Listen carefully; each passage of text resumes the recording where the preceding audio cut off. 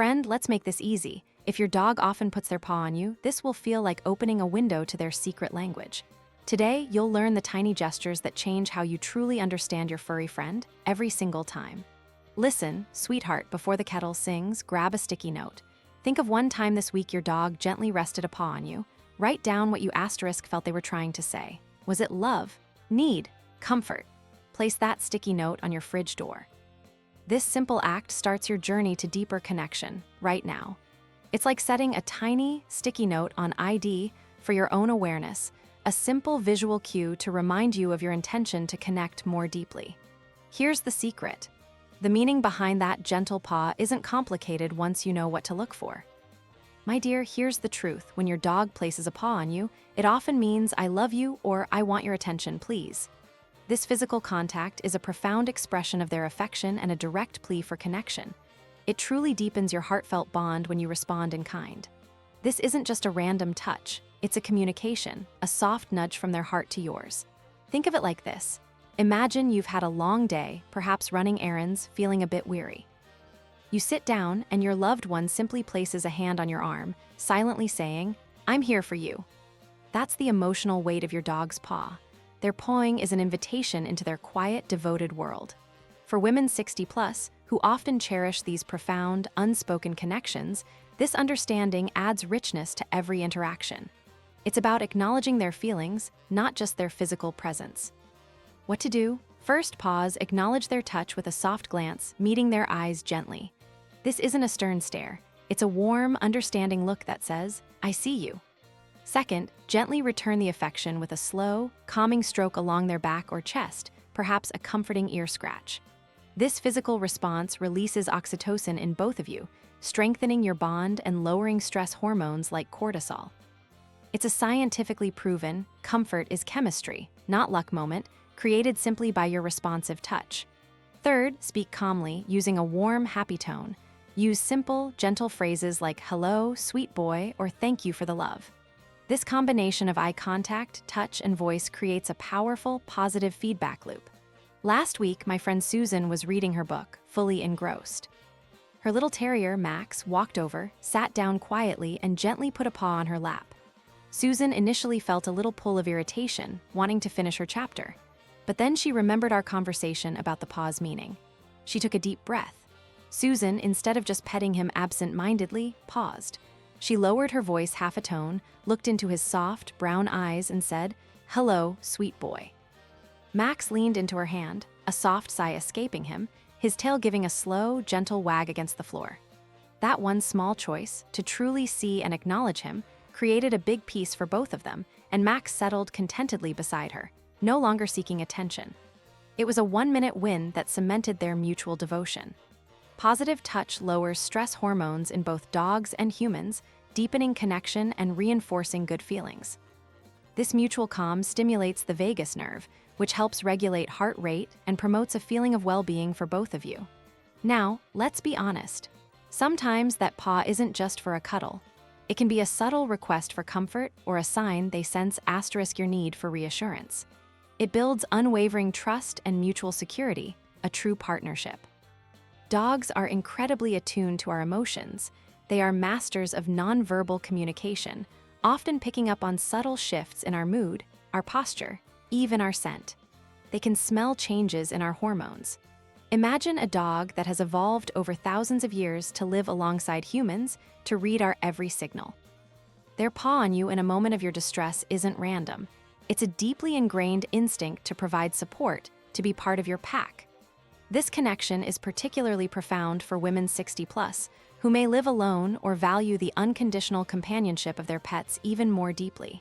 Your dog becomes a silent, furry therapist, offering a comforting presence without judgment. What to do?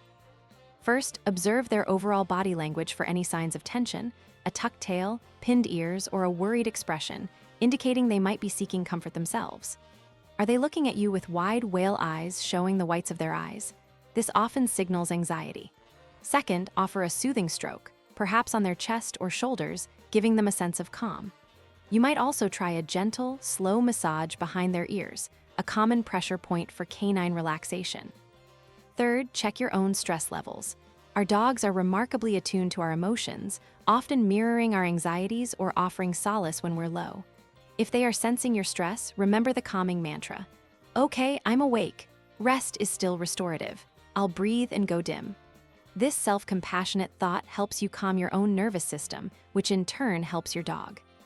If you're feeling overwhelmed, a quick 1-minute win could be to simply sit quietly with your dog, focusing on your breath, and allowing their presence to ground you. My neighbor, Helen, had a particularly tough day recently. Her golden retriever, Daisy, kept nudging her hand, then resting a paw on her arm. Helen initially thought Daisy just wanted a walk, but then she realized Daisy was responding to Helen's quiet tears and slumped shoulders. Helen, feeling overwhelmed, considered pushing Daisy away, but instead she reached out, pulled Daisy close, and whispered, "Thank you for waiting." Daisy snuggled in, her soft fur a warm weight against Helen, offering silent, unwavering support. That shared moment shifted Helen's entire evening. It wasn't just physical comfort, it was an emotional validation for both of them. Responding with calm validates their emotions, building a secure attachment and mutual trust, a true nightlight path guiding both of you to a place of peace. One more thing, that gentle paw can also be a clear way your dog is communicating a specific need or making a gentle plea. It prevents frustration for both of you, ensuring their vital needs are met. This is where understanding their language becomes incredibly practical. Dogs often associate specific actions with desired outcomes. If pawing has worked for them in the past to get food or go outside, they will repeat it. But if you ignore it or don't understand it, it can lead to anxiety for them and annoyance for you. Think of it as them trying to explain something important, like a child tugging at your sleeve because they need to tell you something urgent. You wouldn't ignore a child. Your dog deserves the same focused attention. Different breeds might have different dialects of paw communication, too. A high-energy terrier might paw more vigorously for play, while a calm retriever might offer a gentle paw for a quiet pet. Observing your dog's individual personality is key. What to do? First, consider the immediate context. Is it close to mealtime, or perhaps their usual walk time? Have they had water recently? Have they been out to relieve themselves? Don't just guess, consciously run through a mental checklist. Second, try walking towards the door or their food bowl and say, "Show me, please." Let them lead you. This empowers them and clearly communicates that you are trying to understand. Third, reward them verbally with praise and affection and immediately fulfill their request when you understand it. This reinforces the communication, teaching them that their pawing asterisk works when they direct you. It's a 1-minute win of clarity for both of you. My own terrier, Pippin, kept pawing at my leg while I was on a particularly important phone call last spring. It definitely wasn't mealtime, and he'd just been outside, or so I thought. He was usually so good during calls. I ended my call, feeling a bit frustrated, but then I remembered to ask. I knelt down, looked him in the eye, and said, "Show me, please." He immediately trotted to the back door, looked at me expectantly, then nudged his leash hanging on the wall. He needed to go out again, a quick potty break, and my quick, calm response saved us an accident and built his trust in our communication. That one change brought big peace for us both, reinforcing that I am paying attention, even when busy. Consistent responses to their paw cues teach them you understand their needs, preventing frustration and strengthening communication, creating a strong nightlight path for mutual understanding. Do this next. Sometimes, that paw, especially if it's new or persistent, is a quiet signal about your asterisk well-being. This Velcro paw phenomenon matters because your dog senses subtle shifts in your health, often before you do. Dogs have an incredible sense of smell and can detect changes in our body chemistry, even minute shifts in our scent that signify illness or stress.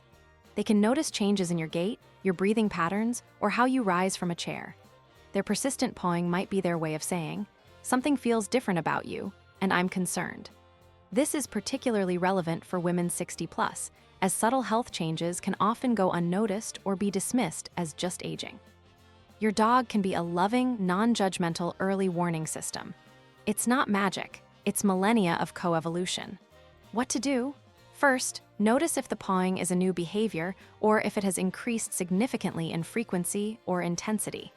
Is your dog usually independent and now suddenly glued to your side? Second, take a moment to reflect on any new aches, pains, fatigue, dizziness, or changes in your own routine or energy levels. Have you felt slightly off but dismissed it? Third, if you have any concerns, mention this unusual dog behavior to your doctor during your next visit. Don't be afraid to voice it. You might use the exact phrase, "My top concern today is understanding this new pawing behavior in my dog. It's unusual for them. What are my options to investigate my own health, and when do we follow up?" Or, "Aging is not a plan. This new pawing behavior is new for me. What else could cause it? My dog seems to be noticing something unusual about my health." You can even write this on a wallet card to ensure you remember to bring it up. My friend Martha noticed her usually independent, cat-chasing husky, Bear, had started resting his paw on her foot constantly. Bear was never this cuddly or clingy. He was a working dog at heart, happiest ranging in the yard. Martha initially thought it was just a cute new habit, but then she remembered something similar from a video, a Velcro paw alert. She decided to book a checkup, mentioning Bear's unusual behavior. Her doctor discovered a mild but developing blood pressure issue that Martha hadn't noticed any symptoms of. Bear had been trying to tell her all along.